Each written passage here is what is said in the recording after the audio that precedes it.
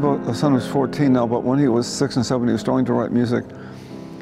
And he said, "Daddy, I can write the first couple measures, but then what do I do?" I said, "Exactly." That's the problem. The problem is what happens next. Philip Glass is one of the most celebrated, famous, performed, lauded composers of any time. He writes works for chamber music, opera, film, theater pieces, everything. I mean, the amount of music that he has composed is unbelievable. When I came to Chicago, it felt like I was walking into a living encyclopedia. And the school was like that. It was a place where education was taking place. It was up to you to make the best use of that place.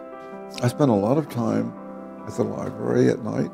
I was listening to music at the time. I knew a lot about music because my father had a record store, so I knew music. I found scores by Webern, Schoenberg, and the thought began forming in my mind that I might actually become a musician, and that's what I would do. What Chicago provided me was a deep and broad cultural basis. The music on the South Side was fantastic. I mean, the Beehive was here. The Cotton Club was here. Years later, I began to understand that the energy of that music was, I had captured it somehow in some of the music I was writing. For many, many months, we've been looking forward to having Philip Glass here on campus. And I was really, really asking that I could have a session with Philip just with my composers. We learn the music, the language of music, and that's if a painter knows how to mix paints. If you don't know how to do it, you'll never get the paint right. It'll never look right, and it'll never sound right. But then we get into this area about what do we hear. And that's when things really start happening.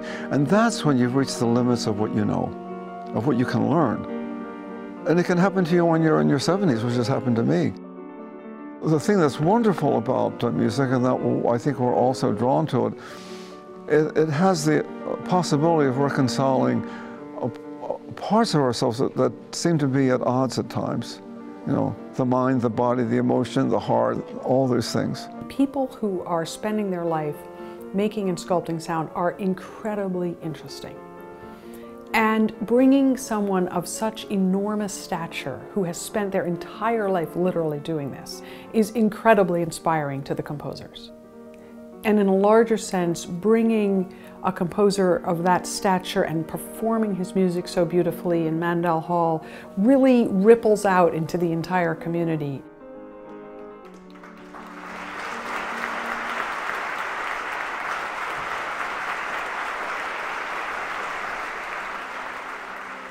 What happens to me sometimes now, you get to a place in your music where you want something to happen, but you don't know how to do it. The way I solve the problem is that I just have to spend the time with it. If I sit with it long enough, it will reveal itself. And when we get to that place, music is true dreaming. By dreaming, I mean that we've left the dock, we're out in the sea now, where there's nothing but us and the water and the open sky.